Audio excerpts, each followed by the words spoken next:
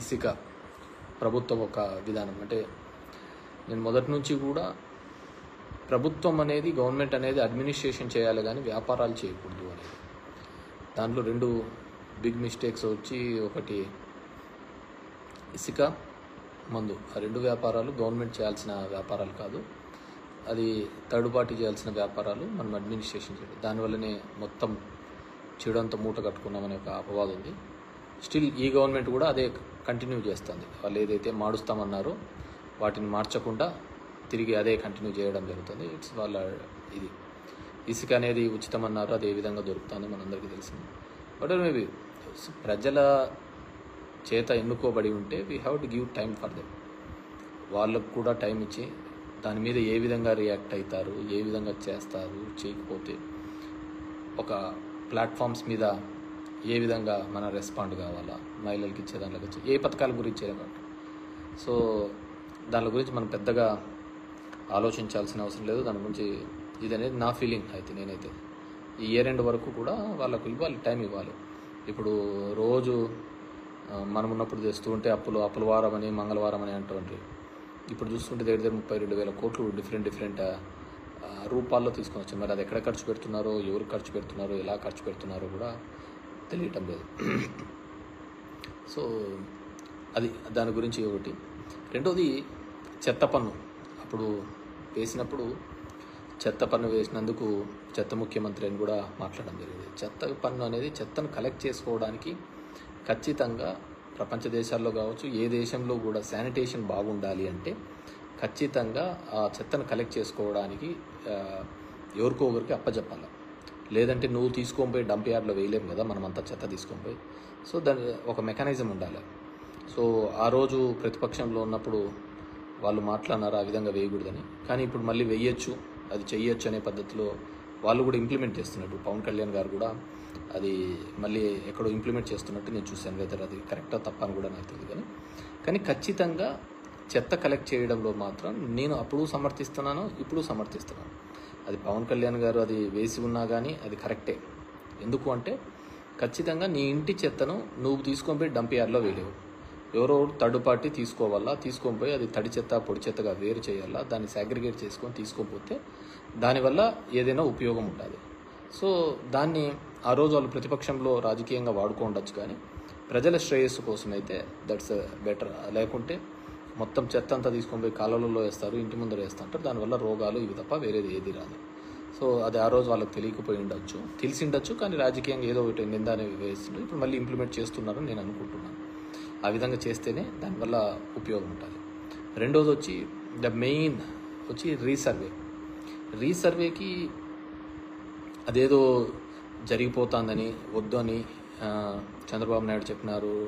అవన్నీ క్యాన్సిల్ చేస్తున్నాను, cabinet approve అన్నారు. మళ్ళీ నిన్న చూస్తే మళ్ళీ అది కంటిన్యూ చేస్తున్నామని చెప్పడం జరుగుతుంది. రీసర్వేకి సంబంధించి నిర్మలా సీతారామన్ తన బడ్జెట్ స్పీచ్లో కూడా చెప్పడం జరిగింది. ఇవి కొన్ని రిఫార్మ్స్ తీసుకొని రాకపోతే కష్టమని. పట్టణ ప్రాంతాల్లో అయితే GIS అని, జియోగ్రఫికల్ ఇండికేషన్ సిస్టమ్ అని, ఇక్కడైతే రీసర్వే అని, టైటిలింగ్ యాక్ట్ అని ఇలాంటివి తీసుకొని రావాలని, అప్పుడైతేనే మేము కొద్దిగా లోన్స్ ఇవ్వగలుగుతామనే పద్ధతిలో వాళ్ళు మాట్లాడడం జరిగింది. సో ఎందుకు నేను చెప్తున్నానంటే, ఉదాహరణకు మా అనంతపూర్ జిల్లా లాంటి జిల్లాల్లో సర్వే నెంబర్ 50 ఉదాహరణకు ఉంటే ఆ 50లో ఉండాల్సినది 70 ఎకరాల ఎక్స్టెంట్ అయితే 150 ఎకరాలకు పాస్బుక్లు ఉంటాయి. దాంట్లో ఎవడు భూమి మీద ఉన్నాడో, ఎవడు బ్యాంకు లోన్ కోసం దొంగ పాస్బుక్లు పెట్టుకున్నాడో కూడా ఎవరికి తెలియదు. ఆ విధంగా మా జిల్లాలో దగ్గర 25 లక్షల ఎకరాలకు ల్యాండ్ కంటే ఎక్కువ పాస్బుక్స్ ఉన్నాయి. అవన్నీ ఫిల్టర్ కావాలి, అవన్నీ క్లియర్ కావాలంటే ఖచ్చితంగా రీసర్వే తప్ప వేరే దారే లేదు. అది 100 years బ్యాక్ మనకు ఒకసారి రీసర్వే జరిగింది బ్రిటిష్ కాలంలో. మళ్ళీ ఇప్పుడు రీసర్వే జరుగుతుంది. అంటే భూమి ఎంతైతే ఉన్నామో, ఫీల్డ్ లెవెల్లో ఎంతైతే భూమి ఉంటుందో వాటిని గుర్తించి చేయడం.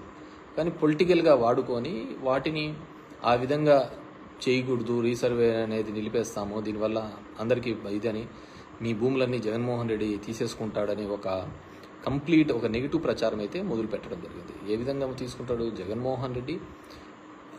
పేదలకు ఇచ్చిన భూములే రిజిస్ట్రేషన్ చేసి ఇచ్చినాడు.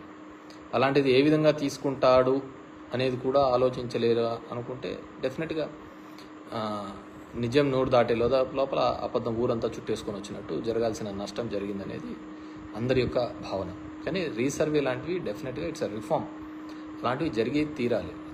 ఎందుకంటే దానికి గవర్నమెంట్ షూరిటీగా ఉంటుంది నీ టైటిల్కి. దానివల్ల 95% సివిల్ పంచాయతీలు, సివిల్ కోర్టులో డిస్ప్యూట్స్ అన్నీ తెగిపోతాయి. ఫీల్డ్ మీద భూమి లేకుండా చాలా పాస్బుక్స్, ఇప్పుడు మా జిల్లా చూస్తే 50 లక్షల ఎకరాలకు ఉదాహరణకు భూమి ఉంటే ఫీల్డ్ లెవెల్లో 75 లక్షల ఎకరాలకు పాస్బుక్లు ఉన్నాయి. సో అవన్నీ ఫిల్టర్ ఏ విధంగా అవుతాయి? కాబట్టి వాటన్నిటినీ కూడా ఏ విధంగా చేస్తారు అని అంటే మళ్ళీ రీసర్వే ద్వారానే అవన్నీ రెక్టిఫికేషన్ అనేది కావడం జరుగుతుంది. లీగల్ డిస్ప్యూట్స్ అన్నీ పోవాలి అంటే, కానీ దానిలకు కూడా తప్పు పట్టడం జరిగింది.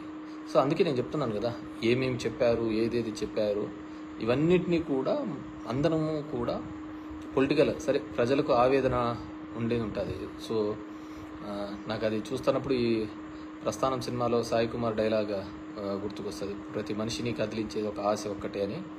ఆ విధంగా ఆ ఆశతోనో కోరికతోనో కొత్తగా ఏమైనా మంచి జరుగుతుందని ఒక ఆలోచనతో చేసింటారు. So we have to give time, ప్రభుత్వానికి కూడా మనం టైం ఇవ్వాలి. టైం ఇచ్చిన తర్వాత వాళ్ళు కూడా ఈ ఇయర్లో కూడా చేయలేకపోతే సరే, ఒక ఫైనాన్షియల్ ఇయర్ అంతా అయిపోయినా కానీ నువ్వు చేస్తూ ఉన్న హామీలు ఏమైనాయి, సంపద సృష్టిస్తాను. ఇప్పుడు అమరావతి అనే దాంట్లో ఒక్కొరికి ఒక కన్ఫ్యూజన్ అనేది, కొంతమంది లోన్ అంటారు, కొంతమంది గ్రాంట్ అంటారు, కొంతమంది మేము చూసుకుంటామని చెప్పేసి ఫైనాన్స్ మినిస్టర్ మేము అని చెప్పి లోన్ కిందకి వస్తుంది. డిఫరెంట్ బ్యాంకింగ్ సెక్టర్, ఏఏబి కావచ్చు, ఎక్స్టర్నల్ ఎయిడెడ్ బ్యాంక్ ఈఏబి గురించి కావచ్చు, వరల్డ్ బ్యాంక్ గురించి కావచ్చు, డిఫరెంట్ బ్యాంక్స్ నుంచి ఇప్పిస్తాము అని అన్నారు. మరి అది ఏ విధంగా ఇప్పిస్తారనేది ఇంకా ఇంతవరకు గైడ్ లైన్స్ రాలేదు.